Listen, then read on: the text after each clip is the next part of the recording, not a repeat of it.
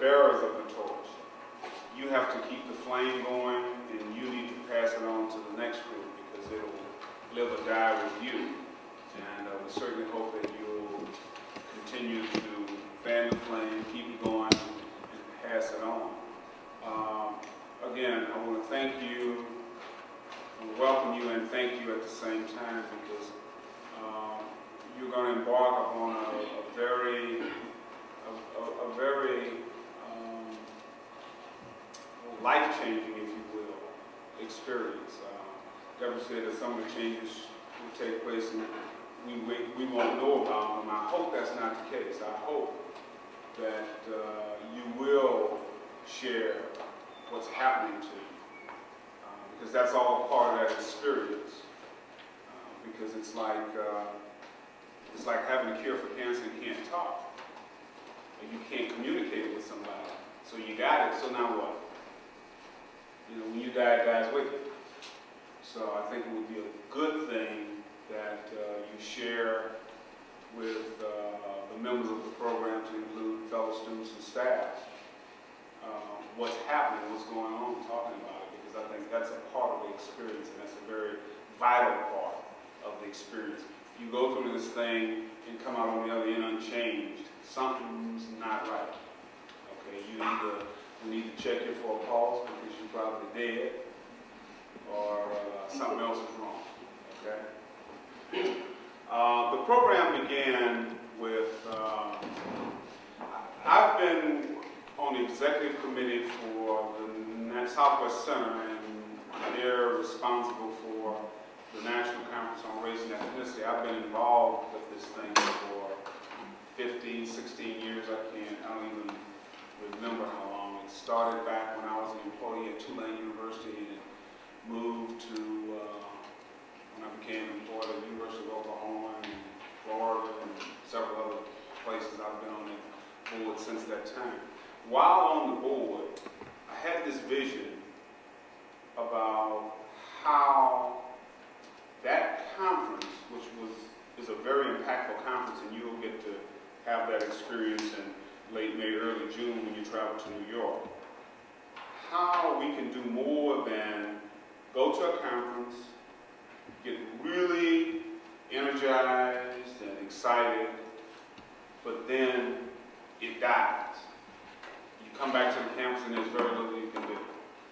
Well, I had this thing about what can we do to transform our campus with regards to issues of race and ethnicity. And I began to tinker around with it while I was at the University of Florida. Didn't have enough time to pull it off. So when I got here, I made the proposal to then President Jiske. And I distinctly remember the first time I made the proposal, it was like running into a buzzsaw. I was awfully excited, and I explained it to him, and it was very interesting. He never dealt with the actual concept, because as I later learned, he bought into the concept.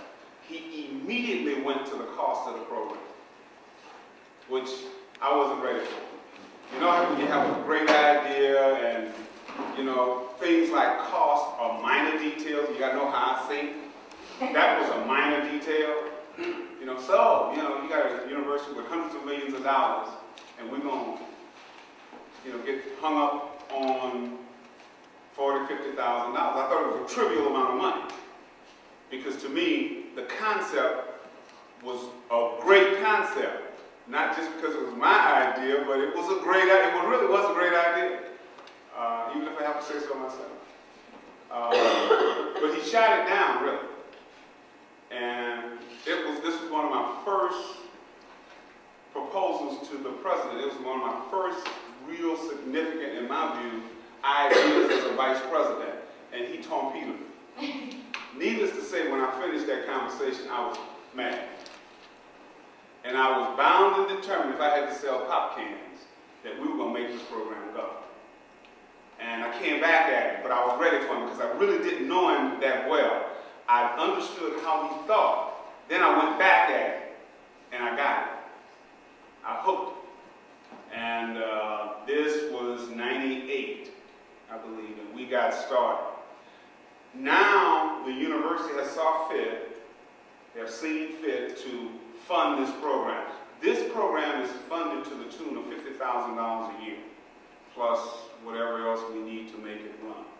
I don't really want to focus on what it costs, but I gave you that bit of information just to give you some history of what's going on. Having said that to you, you can understand this program is very, very important. And I will say this, personally, this is an important program to me, and I will own that. And you will see me act that way, okay? And I'm not ashamed of it. And anybody or anything that tries to hurt this program, I'm going to deal with it, okay? Likewise, I will support you in this program. If you have a problem, my job is to deal with the problem. You make the program go, I'll deal with the problem. Okay, the funding and all that, I don't want you haggling over funding. That's not your issue. Your issue is to transform this campus with regards to issues of race and ethnicity. That's your job. That's what I want from you. That's what we want from you. We don't want you haggling over nothing else. We want you to do this program, and we want you to change this campus. You are agents of change. If you're passive, you're in the wrong place, okay? I'm telling you. If you're milquetoast, get out. This is not the place for you. You're going to get hit by a truck. And it's not going to be pretty, okay? This is a battle, y'all. And you're going to get people who are going to look at you like you're crazy. When you start talking about treating people who are different fairly and understanding what other people are, trying to understand what other people are saying, people are going to look at you. You're going to suddenly look at your buds. When all of y'all think alike and think together and y'all in the amen corner, all of a sudden they're going to say something, you're going to no, that ain't right. Then your buds are going to start looking at you cockeyed. Okay? You're going to have the guts to stand up and tell them, hey, you know that joke you told the other day? We don't play that no more. Okay? You're going to have the guts to do that. And if you don't, like I said, you're in the wrong place. You can't be an agent of change if you're not willing to stand up. And I assume, and I can say that, and I think I can say that comfortably right now, because all of you wouldn't be here if you were not. If you're here to take a trip to New York, you're in the wrong place. You're really in the wrong place. Because this trip to New York is going to be work. You're going to work harder than you've worked before, and you're going to have the most fun than you've ever had before. You're going to put those two together. You're going to, at night, instead of going to sleep, you're going to be talking. You're going to be discussing. You're going to be talking about things that you may have thought about, you may have heard about. Now it's right there in your face, and you're seeing it up close and personal. It's going to be a different deal, okay? So get ready for it. It's going to be an experience. You have signed up to be an agent of change at Iowa State University. Now here's another piece of this. I'm not interested in changing the world right now. That's step 2. We're going to start with Iowa State. And you're going to find that we're going to confine our efforts to Iowa State University. We don't want to save the world. Everybody want to go out and do some other things and drag Drake into it, drag you and I into it. That's not our deal, okay? We've got a lot of work to do right here at Iowa State University. If you just think for a minute, as you walk the campus, as you deal with things, there are things that must be addressed right here long before we go someplace else. That's the goal. That's what we're doing. That's what we're signed up for. So, signing up to be agents of change. That's the first piece. Another piece. Let's talk about the expectations for a minute. Expectations of the participants of this program. I'm going to do some basic things, and I want you to think about it. If you have questions, I'll deal with them. The staff will talk about some of these things in more detail later on, but I want to hit on, I just want to highlight. Expectations. We expect exemplary behavior on the trip to New York. And you say, well, everybody's going to act all right. Well, it's a little different, y'all. You get out there, you're going to get with other students who are going to do some things, from other universities and other places who are going to do some things. What I want you to remember is you are a representative of Iowa State University. That's awfully important. You're also a representative of yourselves and your families. And you don't want to get caught up in anything that's going to disrespect, disgrace, embarrass any of those. Iowa State University, yourself or your family. Okay? And I know you're saying, we're not little kids. Trust me. You got to listen to me on this. Okay? Some of you are probably very worldly. Some of you have been around. Some of you haven't. Let me see a show of hands of those of you who've been to New York City before. Have you just passed through, you stayed there for a while? Downtown Manhattan? Okay. It's an interesting experience. You can help the rest of your colleagues. You can talk about that a little bit. It's a different world. It's really, really interesting. And we've got to remember what we're about and the reason for us going there. I'll digress for just a minute and tell you a little story. When I was a college junior, I think it was, I got my first trip to New York City.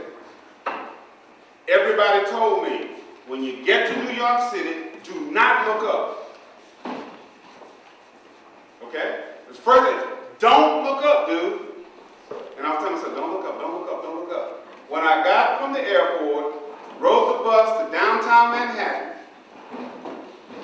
parked in front of the hotel, stepped out of the bus. You know what I did? Go! Dang. First thing I did. You know what that said? Country, country, country. That's what it said. Sucker, sucker. That's what it said. That's why I told him not to look up. I was like a fish out of water. It was interesting. It was a reflex. It's like, you know how the doc hits you on your knee and your leg, he hit your leg, your leg off? That was exactly what it was like. As soon as I got off the bus, them huge buildings on it, I went, God dang. You know, and it was downhill from there. I don't know what I lost after that, but I lost some. They took I don't know what all they took. But, you know, it happens. And so you got to get ready for it. But as you're there, we expect exemplary behavior. Now, I'm going to say a couple of things, and I'm not going to dwell on them, but I want them to be in your mind. Alcohol, drugs, and behavior among yourselves, especially male-female relationships, those kinds of things. Respect is the order of the day. If we keep that in order, we keep that in line, I don't think we'll have a problem. Think about it. Respect is the order of the day. When you get off like that, there are a lot of things that can happen. You can get involved in a lot of things. You've got to be careful. You've got to remember what you're going for. We're going to learn to bring something back to this campus. Our goal is to transform this campus. Think about those things. I don't expect any inappropriate behavior because I expect everybody to be on their best behavior and doing the kinds of things that we need to have done. We have a group of leaders here. And I expect, even if we get in a group, and all of you have been in groups of good students, and groupthink takes over at some point in time, we need to have people who are strong enough to stand up and deal with groupthink. Follow.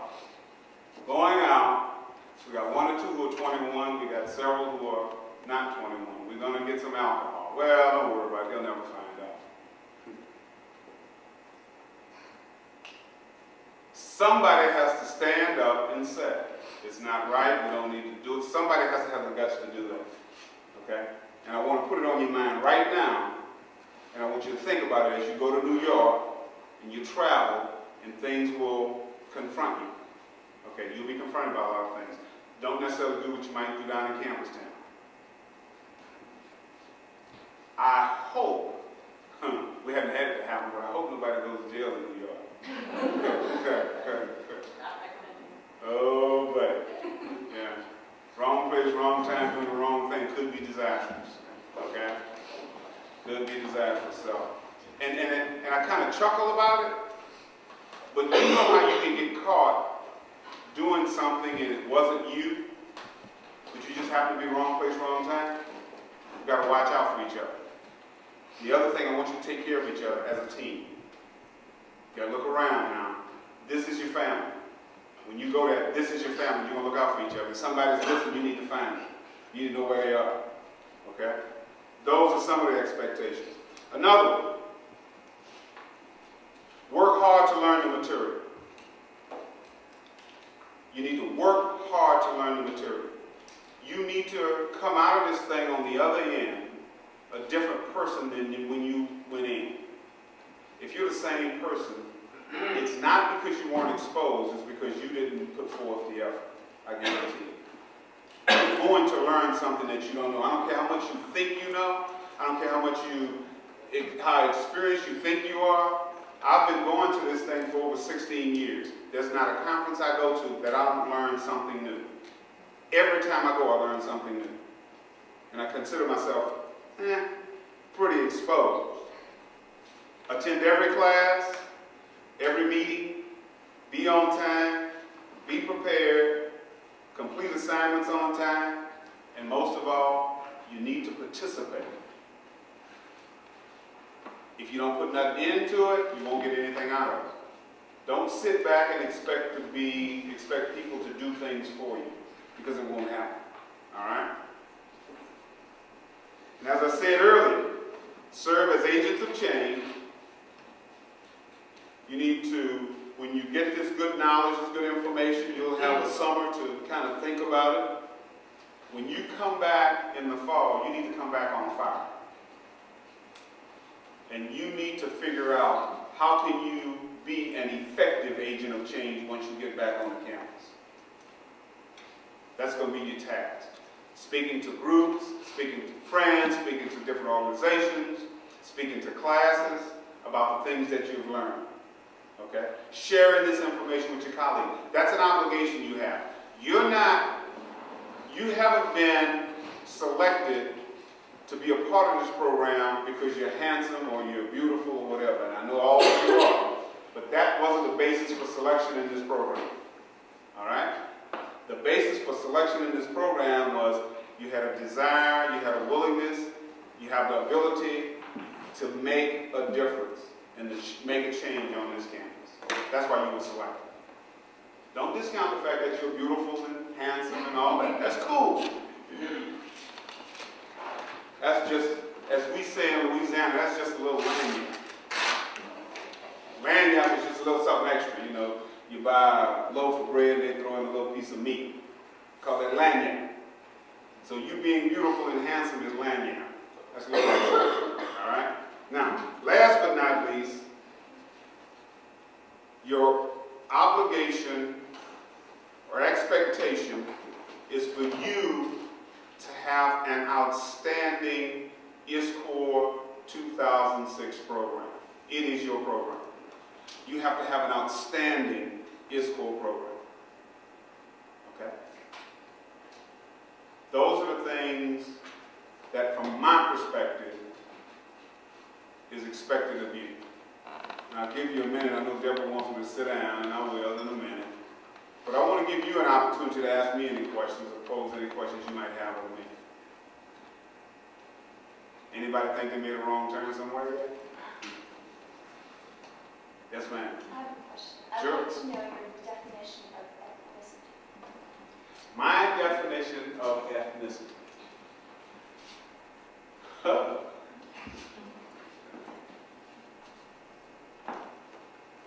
It's the cultural, a person's cultural background, basically. The culture that they were really born, raised in. Okay? And that's why this is race and ethnicity. Okay? Anything else? Now you got another question now.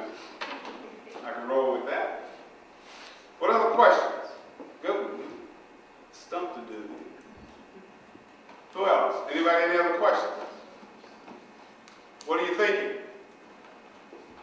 Who's ready to get out? change the campus.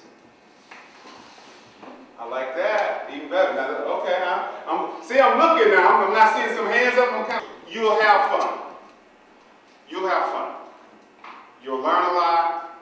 You'll meet some good people. You're going to get a little scared partway through this experience, because what's going to happen, and this isn't reserved for specific race or ethnicities. This is everybody. Some of your beliefs are going to be shaken. Some of the things you think you know are going to be turned up on its ear, its side, it's upside down. Okay? That's going to happen to you. I've seen Caucasian students who've been rocked by what may appear to be a person of color discriminating against them. I've seen students do that, who've never had a person of color just flat out discriminate against them and it be effective. I've seen students just going, oh, they didn't know, just messed up. In New Orleans it happened. Couldn't handle it. It's going to be an experience. It'll take you where you hadn't been. And it doesn't have to do, like, once again, with race and ethnicity. As a person of color, you know, some of the things I believed in, some of the things I knew were gospel. Turned up on its ear. Okay? Kind of rocked me up. Get rocked every time I go there. It's interesting. So get ready for it.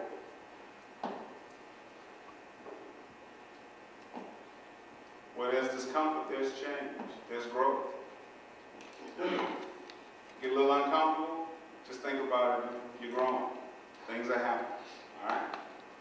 Nobody know other questions? I'll be quiet. Go ahead. They won't say anything. Go with it. This is probably pretty broad. Do you have anything specific in mind that you want to see happening in campus for high school 2006?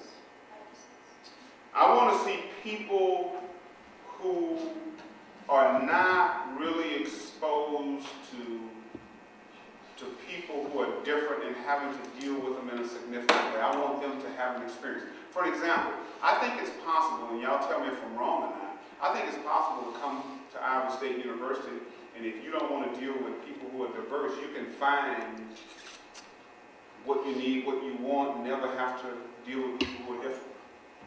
I think you can do that here. I hope it's more difficult now than it was 20 years ago, but I still think you can do it.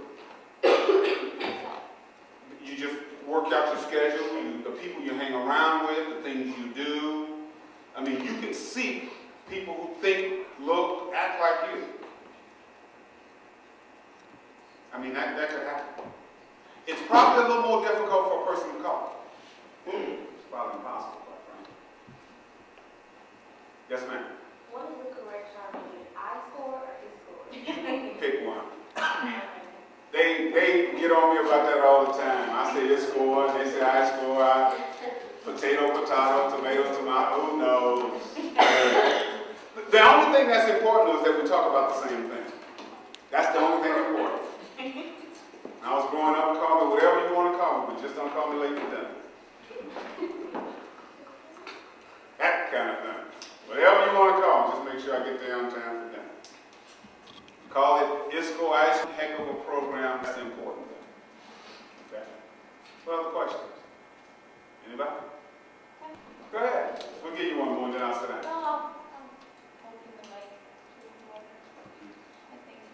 Yes, sir. We still have behavior,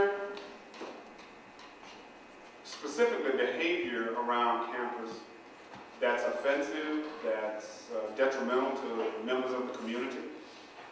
And we still have large segments of the community that support those behaviors. And I like to think it's because they're not enlightened, not because they truly mean to be hurtful or mean to people. I think it's because they don't understand, and they don't understand the impact of things that have been done over time. They don't understand the impact it has on people who are different. And so I think that's one of our biggest problems. And that's why I think you can help educate people, bring it to their attention. Most people, it's been my experience that most people, when they are provided the opportunity to learn and understand the impact of their behavior on others, are receptive to it. Also, most people, when they are attacked, confronted, made to believe that they're bad people, will resist. And that's why we're not trying to make people feel like they're bad. Our big deal is to educate and to inform. And that's what we're doing. Discriminations are targeted? Say it again. Do you believe that those discriminations or behaviors are targeted towards, people of color? No, I don't think they're necessarily targeted. I think what you get into is you get into what you're accustomed to doing, and you get into doing things that are convenient for you. And it's not the other people that you're trying to hurt. It's a matter of your own comfort, your own convenience. And they just happen to be damaged by it, to me. I like to think that way. If I thought anything else, I'd really get cynical. I don't want to go there. As Jesse Jackson said, I want to keep hope alive. Because if I thought they really meant to hurt people, I'd take a different approach. Y'all don't know anything about the 60s, burn stuff up, hurt people. That's not what we want to do. Because I truly believe people do things not knowing the impact they're going to have. That's why, personally, I will not call a person a racist until we've had a lot of interaction. Because I don't assume that bad behavior as it relates to race is purposeful and always from a racist person. I believe a lot of people don't know any better. And so my first reaction is not to call somebody a racist, is to bring to their attention, hey, do you know how this is impacting on different people? Do you realize that? And more times than not, oh no, I didn't realize that. Oh, I can change that. You know, I get that a lot, which is good. All right. With Iowa State, and folk are going to look to, for, and at you. And the reason is, I talk a lot of noise, okay? I talk a lot of, y'all know what talking noise is, don't you? My group is the best group that comes to NCORE. Everybody knows that. That's a fact, all right? So, as you walk around in Japan, I have a t-shirt, see one of those? You'll be surprised. Folk be talking about, yeah, you one of them Iowa State folk. They're going to hit you with that. Okay, so don't be taken aback by it. And they will have expectations of you. When you're in a session, they're going to expect you to be better than the rest of the folk in the session. They're going to expect you to ask questions. They're going to expect you to deal with it. They're going to have an expectation of you that's going to be very, very interesting. So don't be taken back by it. Okay? That's a result of Iowa State coming in force, well prepared, well disciplined. Okay? And you'll be highly visible because you'll have t-shirts, they'll know you. That's what happens when you're good. When you're good, everybody's shooting for you. Like, kids are going to stay there. The mountain belongs to us. That's where we belong. We're in our rightful place. All right?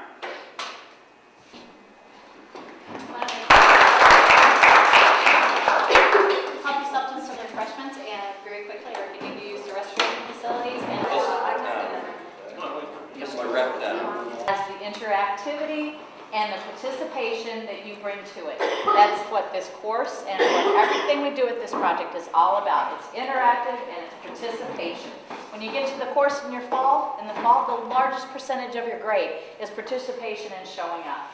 So everything we do is built on that. So what we'd like to do is, now that we have some little name tags, we're going to do a couple of getting to know you exercises. Start with the little comfortable ones, maybe do a little bit more challenging ones. We're going to be putting some things out there so that we get to know a little bit more about each other before we all head off on that trip to New York City. So, last name. You're going to tell us your hometown, or the closest semblance that you have to a hometown. Be sure with your name, first name, last name, what your preferred name is, what you want us to call you.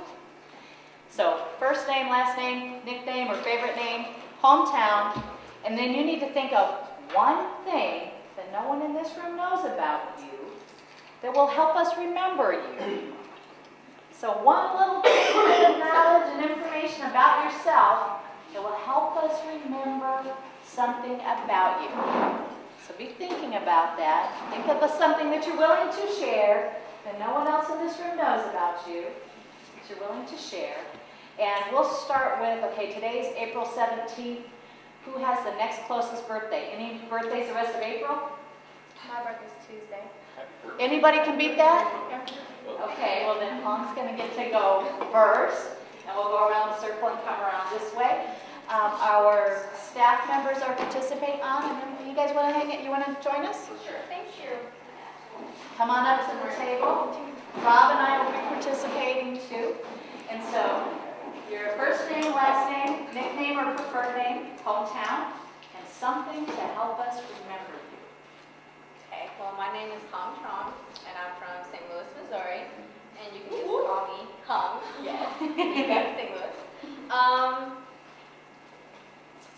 What I was going to say was my birthday was Tuesday, but I guess everyone knows that now. Can't tell them back. I guess another thing you guys can probably remember me by is I was born in Corpus Christi, Texas. Thank you. All right, I'm Louis Kishkunis, Glenwood, Iowa. You guys can call me pretty much whatever you want. I have lots of nicknames, so I'm sure I'll develop one here, and it's cool. One thing that probably you can recognize me from is I'm the Air Force guy. I'm an Air Force route lead commission in a year, so. My name's Fabian O'Brien. Big names, Cat Bog, but I prefer to be called Fabian. My hometown is Omaha, Nebraska. And as far as something interesting about me, if I wasn't going to university to study law, I probably would have went to culinary school. All right. Well, my name's Chen Ru, last name is Zhang, but I'm the only Chenner at Iowa State to know Chen Ru. If you can't, you think Chen Ru's too long, from Chen or Ru or Rooster. That's my new nickname. I'm from Cedar Rapids, Iowa, originally from China, and something to remember me with is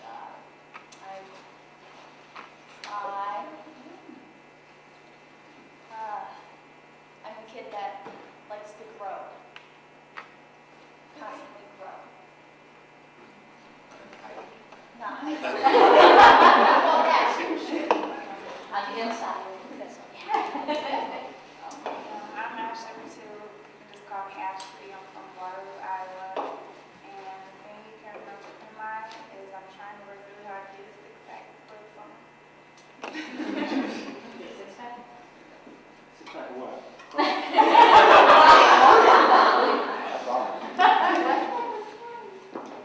Alright, well, my name is Brandon Kennedy, and I'm from Chicago, Illinois. Just call me Brandon, BK, or Burger King, you know, really. But anyway, something to remember me by, well, I originally came here wanting to do business, and I switched to engineering, and I'm a crazy guy that takes 17 and a half credits coming in as a freshman into engineering, so it's kind of overbearing, so just think of me as a crazy guy that has no life. Will do. Sharon, and the hometown questions I was Singapore. West Coast primarily, probably San Francisco area would be where I would call home. That's where my family lives now. And this isn't necessarily something that people don't know about me, but it's important to me, and it's my two little kids.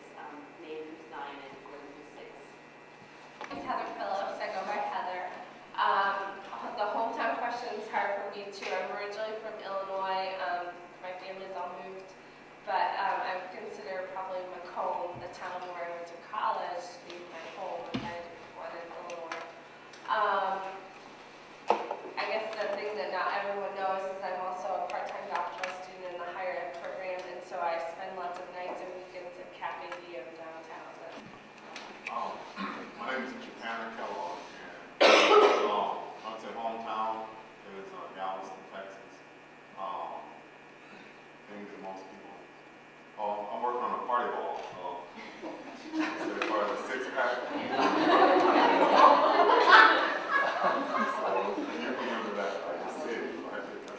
That's wrong. I'm Kevin J. Hardy, and because of some grad school stuff, I actually go by Kevin J. And my hometown is Lorville, Iowa. A little town about 500 people, 60 miles straight west of here. And the thing that I suppose nobody here would know is I can actually auctioneer 25, 30, now 30, now 30, now 30, now 35. Now I'm 35. So yeah, I'm Paul Muller. I have a variety of nicknames, but Paul will be fine. I'm born in Los Angeles, but live in Des Moines when I'm not at school. And something that most people here, well, most people probably don't know about me is food is very dangerous to me. I have either choked or burned or dislocated jaws on a somewhat regular basis. So. What was that? Okay, I'm Michelle Becker. I go by Michelle. I'm from Des Moines, and something not really many people know is I spent the summer in Mexico and lived there. My name is Joaquin Alvarez. I don't really have any nicknames. I was born in Sioux City, and I was born on Thanksgiving. My name is Tamika Green. I am from St. Louis, Missouri. I go by Tamika, nicknames, Diva, Fine Girl, Fabian, Fine Girl. One thing that people don't know, well, people in here don't know about me is that I've been a Girl Scout for 12 years and I'm still a lifetime member of Girl Scouts. I have Hispanic, but I hate Mexican. So. Wait.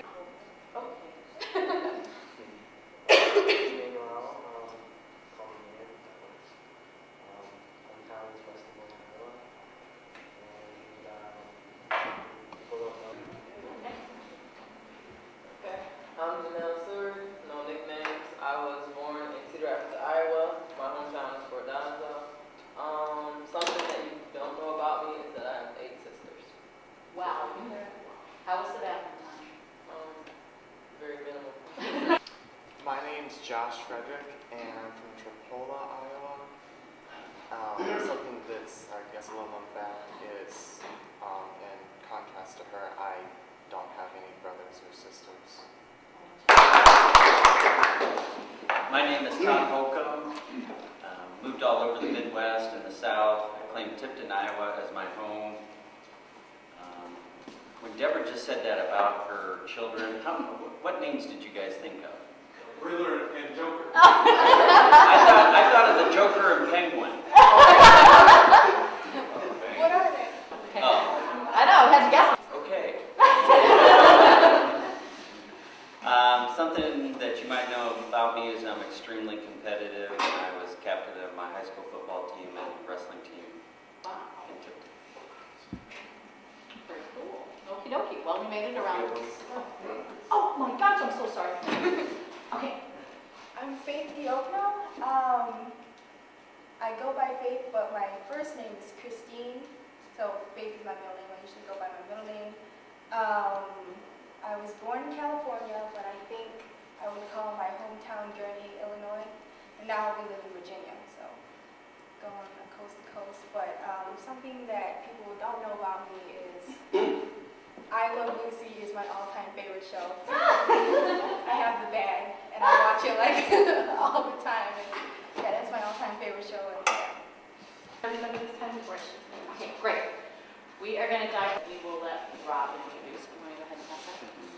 Before, scriptures as we wanted to, but we can't put it into words, because your experience, like Dr. Lewis said, is going to be a life-changing experience. And that's putting it in minimal terms. This experience is going to be, I'd say, and what I've witnessed with other students, is going to be so far more than what you've ever experienced in terms of race and ethnicity. Because we're talking about 5-6 days of concentrating on understanding race, understanding ethnicity, communicating with others about race and ethnicity, understanding yourself as an individual, questioning yourself as an individual, There's gonna be so many things that you're gonna go through in a 5-day span. That's just like Dr. Hill says, gonna turn. And the parents gonna share some things with us, when parents staff gonna share some things with us that is definitely gonna be important for us to prepare. Reflect and think about what it is that we're gonna experience. Now, the sheet that you have in front of you is a personal identity exercise. Okay?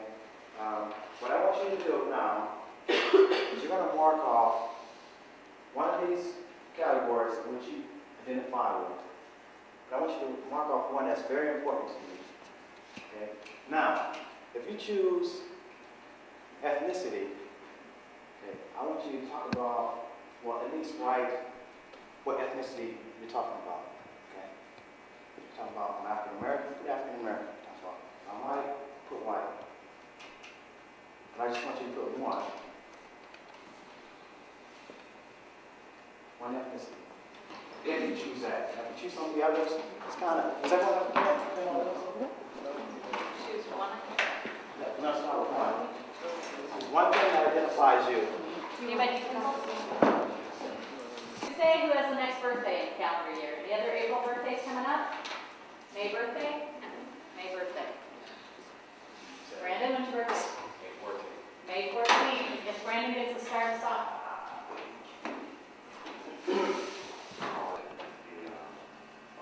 Ethnicity is African American, and I chose that. Like over the years, I learned so much about the history and where I come from. My ancestors in Africa, and I take a lot of pride, like a lot of things that were done back then.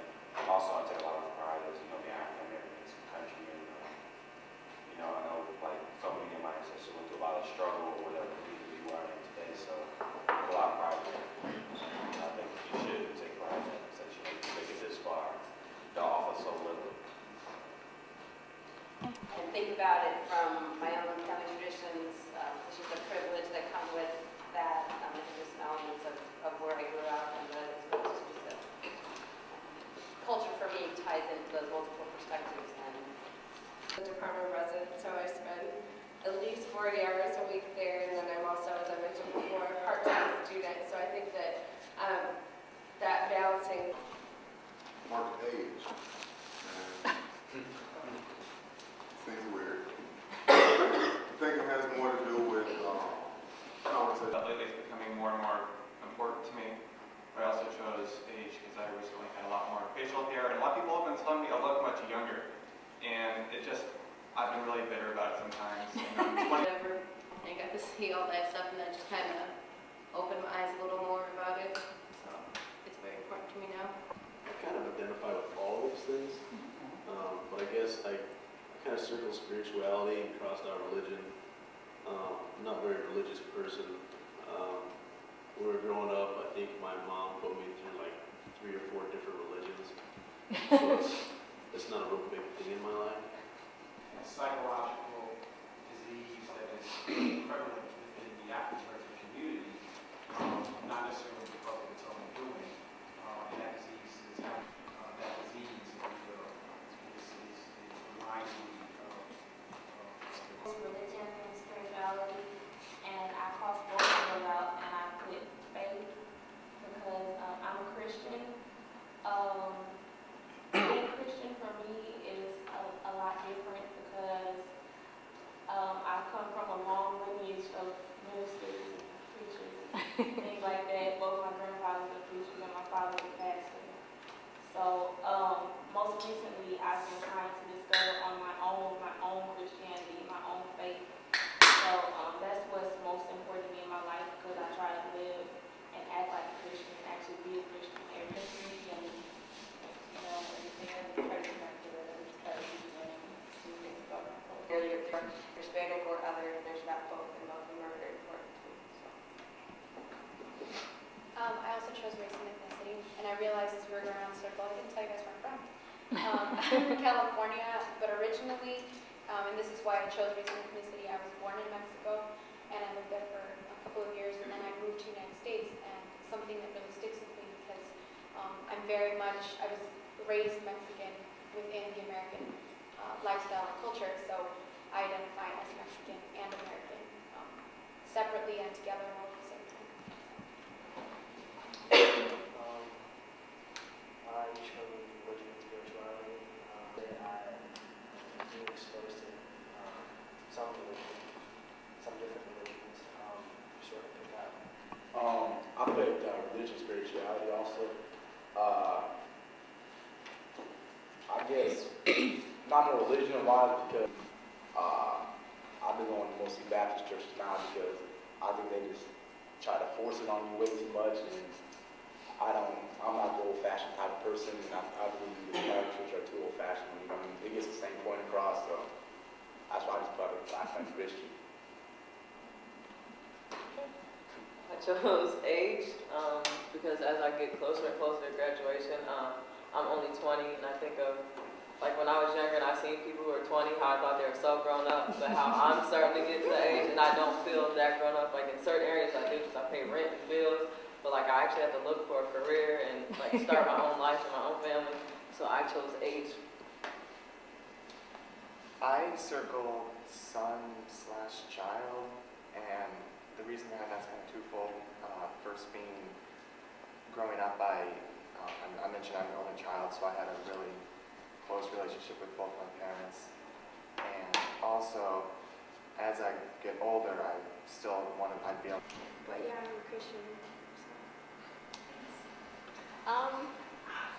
I chose hometown, state, and country simply because I've traveled so much, and I feel like I've been exposed to so many different environments because being born in Corpus Christi, Texas, a small, predominantly white town, and then moving to Boston, a big city predominantly of, exposure around, Caucasians, and then moving to St. Louis, predominantly like all African Americans, and then like traveling to Vietnam and staying there for like a month and being exposed to my culture, and then going to Ames, like a small town, like with just like people that are, Caucasians and then African Americans who were born like in white towns, and then people who are from Chicago who are predominantly from, urban areas, and just the mixed cultures and how they just kind of like, in a way, are forced to mesh together or be put in one small area just to see how they interact. So it's kind of weird just to sit back and be like, wow, if you were really in just one predominant area, you wouldn't be the way that you are. So. I did one and I thought one was better, so that's cool. First of all, I picked hometown, state, and country. Because everybody, like there are a few people that had a bunch of different places, and I just, I had a bunch of different places, but I didn't mention it. But I was born in Cleveland, and what I got from Cleveland was a love for the Cleveland Browns. Absolute favorite football team ever. In Pittsburgh, I had kindergarten, and it was the last time I saw my mom. I mean, we were all kind of happy together. So that's kind of what I take out of Pittsburgh. I lived in Louisville, Kentucky for 5 years, and then I got my love for the Kentucky Wildcats. So another good team. And then that was kind of a big place where everybody has those like childhood adventures where they get in trouble or they skin a knee or something. Those memorable things. So I had a lot of those. And then Glenwood was kind of a good balance because it's close to Omaha, where Fabian's from. So I could go up there, hang out in the market, and have kind of the city type experience. But also living in a small town, actually like worked on a farm for a while and kind of got very grand. It was interesting, it was good, but it's like your grandparents becoming parents, so there's a whole different generational type of dynamic, and then just the whole thing with like health. There's a bunch of different kind of stuff that came into that, so those are my two things. I actually kind of chose to, like, kind of briefly. Okay.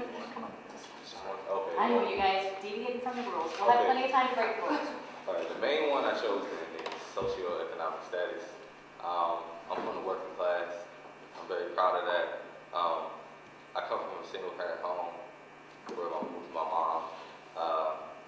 My dad was there financially, but he wasn't around because they divorced and stuff.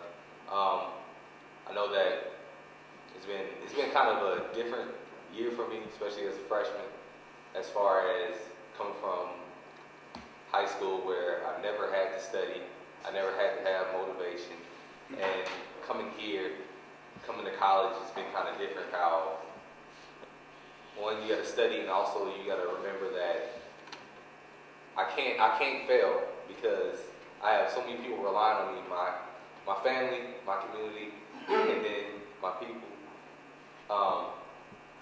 So I'm very proud of the fact that working class, that's a big part of my life. Okay, again, I like growth. And recently I've experienced a lot of growth in friends that I've met and activities and ability to have an open mind towards all of these things and to experience all of these things to reach wholeness, I guess, to be a complete person. And my goal in this NCORE project and further on, all of this project is to become a more genuine person and also to inspire other people to be a genuine person. And it's